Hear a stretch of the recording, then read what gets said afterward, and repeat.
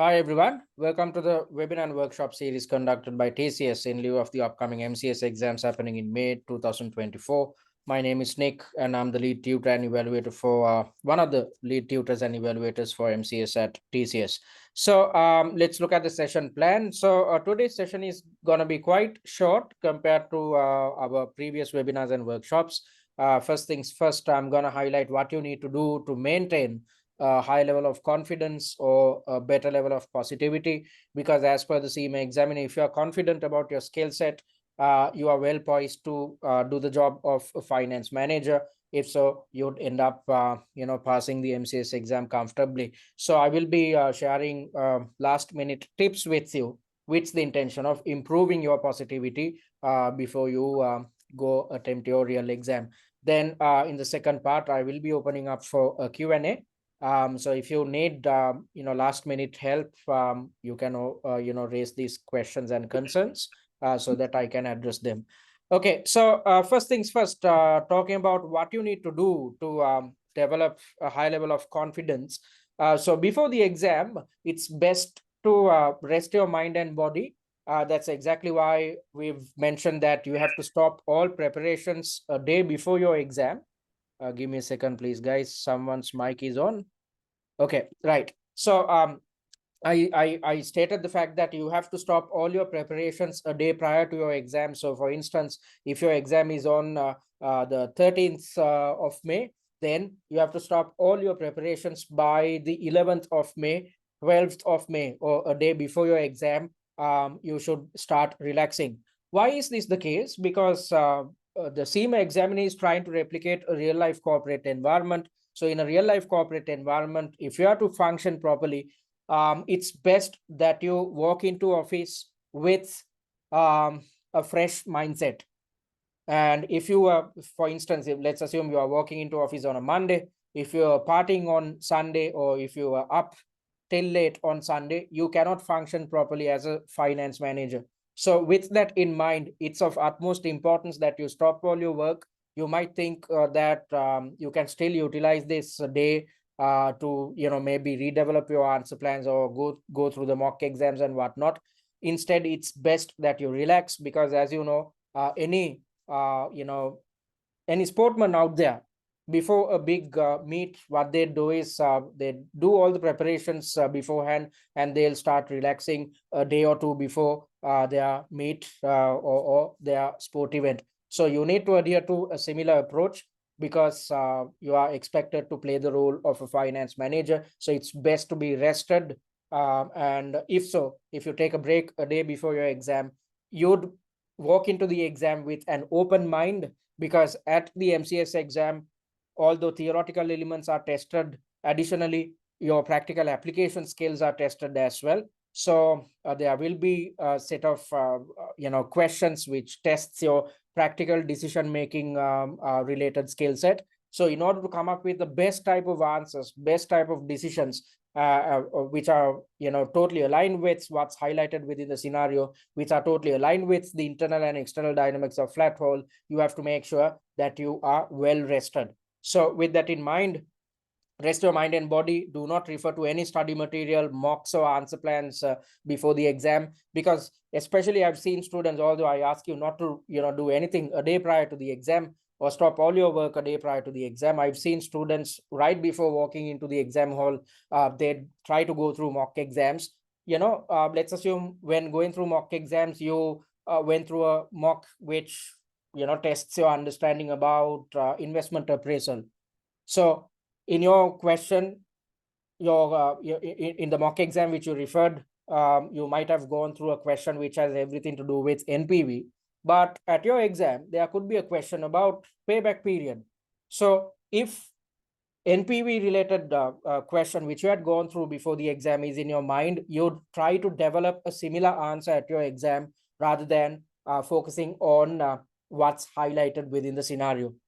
If so, you'd end up failing the exam. So with that in mind, you are not expected to refer to any study material, mocks, or answer plans. Instead, you are supposed to rest and stop work a day prior to the exam.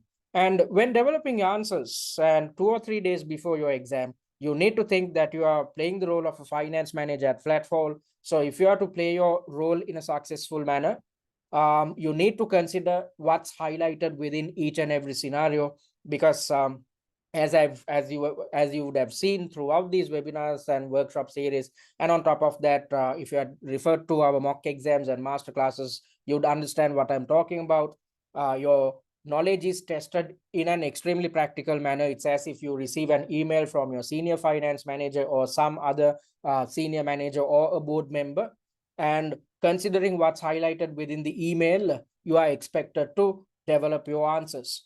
So if you think that you are actually playing the role of a finance manager, you'd try to come up with the best type of answers. You'd take all measures to cover all the information presented within each scenario. So it's best to frame your mindset so that you are ready to play the role of a finance manager.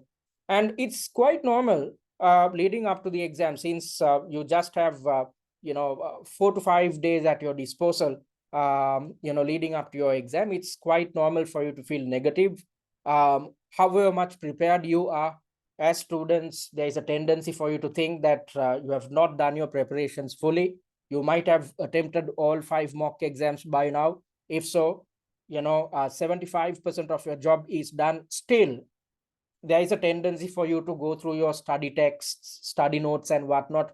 You'd think that you have not conducted preparations appropriately. So you'd try to, refer to additional mock exams and whatnot. This is quite normal. I, as a student, face these issues as well.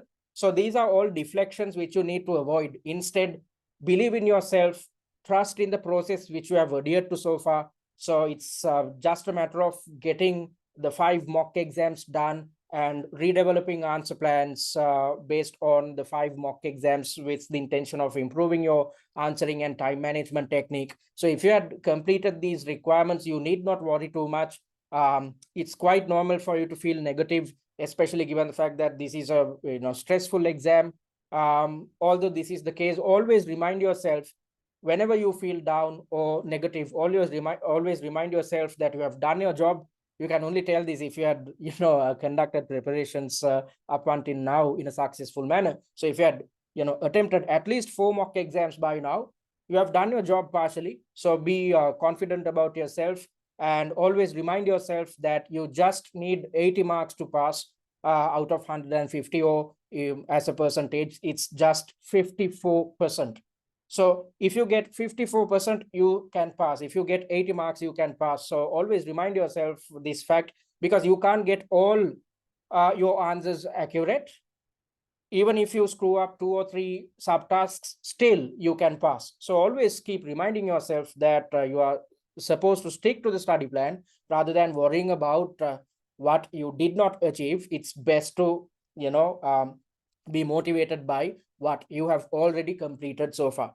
And it's best to be open-minded if so you are in a position to play the role of a finance manager in a successful manner, because as a finance manager in this day and age, you are not expected to only consider or be involved with finance related decision making. Instead, you have to play the role of an HR individual. You have to be conversant with marketing, IT, and whatnot. So you are playing not just the role of a finance manager. As a finance manager of this day and age, you have to deal with non-financial elements as well. So when coming up with your evaluations, or when coming up with your or developing your recommendations, it's best that you are open-minded.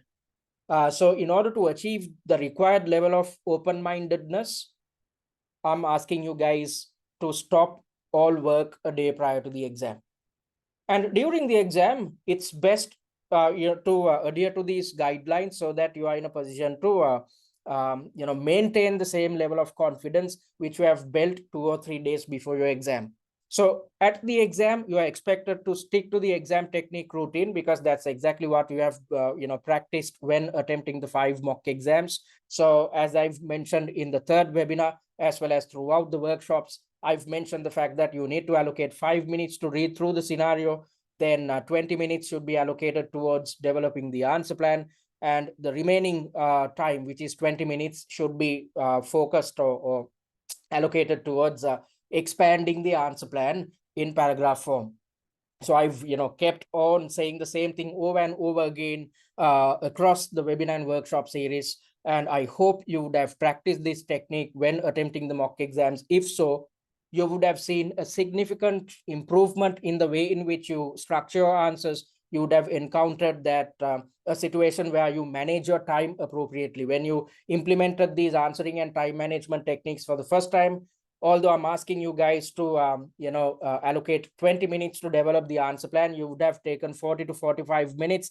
But by now, with practice, you should have improved significantly. So adhere to the same methodology at your real exam as well. And on top of that, if you have attempted mock exams under exam conditions, what I'm talking about, you'd feel exam stress, especially towards the third and fourth tasks, because our human brain is developed in such a way that our attention span is just for 45 minutes. And when you are sitting in one place and doing the same thing for more than 45 minutes, your mind will keep telling you to stop work and take a break. You can do it at office after 45 minutes. If you are feeling stressed, you can drink some water, have a chat with your friends, or have a snack. Some individuals are into smoking, so you can do all these things at office, but you cannot do these things at your exam. Instead, you will be exposed to exam stress 3 hours at a stretch. So it's not too easy to manage these type of exam stress, especially given the fact that our attention span is just for 45 minutes. So definitely you will feel stressed. So whenever you feel stressed, you are expected to drink some water. So check with your examination center, because certain examination centers won't allow you to take a water bottle, but some do. So get in touch with your examination center and check whether you can take a water bottle. If so, it's going to be extremely beneficial for you with regards to managing your exam stress. So whenever you feel stressed, drink some water, so that you are hydrating yourself. So it's going to be good for the blood flow as well, because you are pumping in some oxygen into your blood flow by drinking some water. So that when that happens, your brain will refresh. It will start functioning properly. And even after drinking some water, if you feel stressed, or if you're experiencing something like brain freeze. Brain freeze is a situation where since you are exposed to extreme levels of stress leads to panic leads to brain freeze. So then you are not in a position to think something properly. Even if you're trying to read through the question, you cannot do it in a successful manner. Nothing goes into your head. You cannot think, you cannot structure your answers or develop answer plans. So all these type of problems can be avoided by focusing on your breathing. Because let me explain what happens, or what leads to a brain freeze. So our brain is divided into three main parts. So when it comes to rational decision making, we are expected to utilize our prefrontal cortex. So if a human being is using his or her prefrontal cortex for rational decision making, him or her will come up with the best type of evaluations. And if you are utilizing your prefrontal cortex 3 hours at a stretch at your exam, you'd come up with the best type of decisions, because as a finance manager, you are expected to come up with rational decisions. However, when we are exposed to stress, what happens is there's this small part of our brain which is known as the amygdala. The amygdala starts functioning. When it is in full play, what happens is your prefrontal cortex shuts down. And when the amygdala takes over, you will experience a flight or fight response. So when you are exposed to exam stress for more than 45 minutes, your brain is asking you to stop your work and take a break. So when you are exposed to something like this, you'd panic. And out of panic, since your brain is asking you to get rid of stress as fast as possible, you'd try to come up with answers which are not well thought out, or you'd come up with rushed answers. You will forget about the answering and time management techniques which you need to implement at your exam. Instead, you'd try to finish off the exam as fast as possible. And whenever you experience this type of situation, the only way to overcome this issue is by switching off your amygdala. And what are you supposed to do to switch off your amygdala? You need to focus on your breathing. That's the only way to switch off your amygdala and ensure that your prefrontal cortex is in play once more. So in order to switch off the amygdala, you are supposed to focus on your breathing. So close your eyes and focus on your breathing for 2 minutes. So focus on when inhaling, you need to focus on your inhaling and exhaling. Inhale through your nose and exhale from your mouth. And when inhaling, focus on the tip of your nose. And when exhaling, focus on the tip of your lips. So what you are ideally doing is you are letting the entire brain rest when you are focusing on a mundane activity, which is simply to focus on breathing. So I highlighted these things in the fourth webinar as well.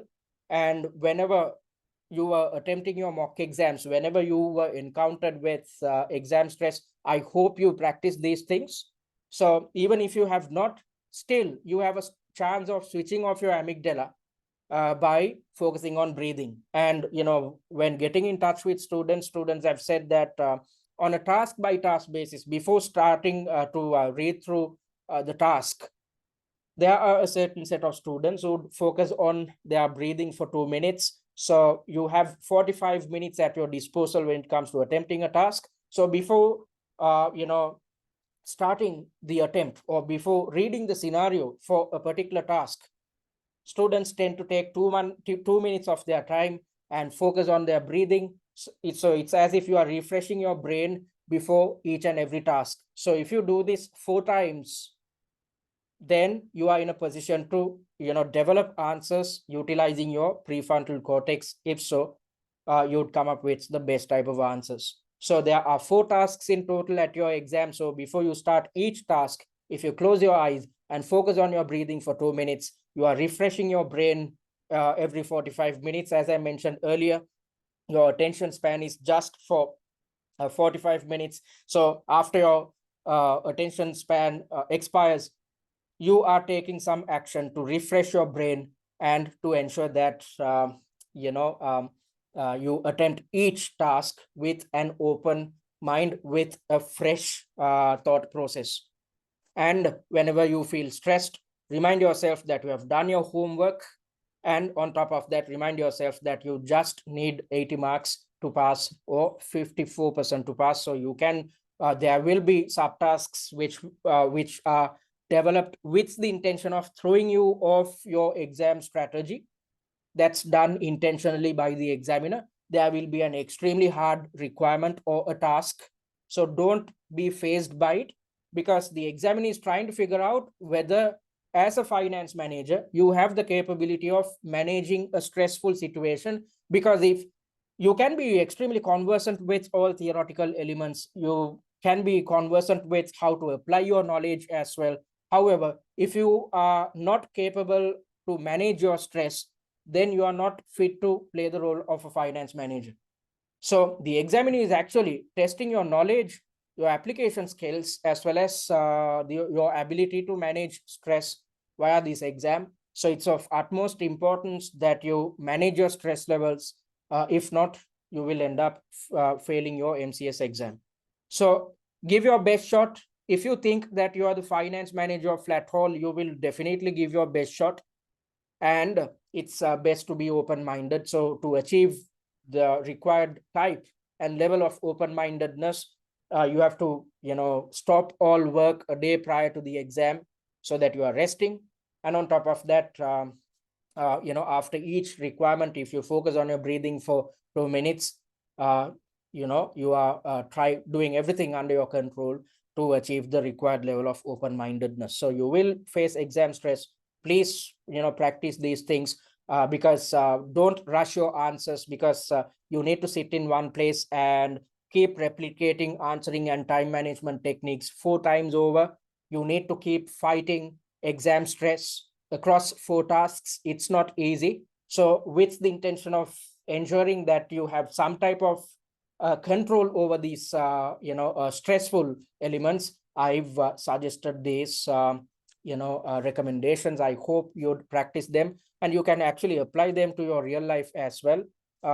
I personally I meditate 30 to 45 minutes on a daily basis, which helps me immensely because it's quite easy to function with a fresh brain. So, it's best that you implement these techniques at your exam as well. Okay, so that's that. So we are going to move on to the Q&A session. I hope you understood what we expected to do to manage your exam stress and what we are supposed to do in the upcoming 3 to 4 days leading up to the exam. So if you have any questions, you can raise them now. You can switch on your mic and talk, or simply drop us a message via the chat section. I will address all your concerns. I'm going to pause the recording. All right, folks. So thank you very much for raising those questions. I hope I addressed everything.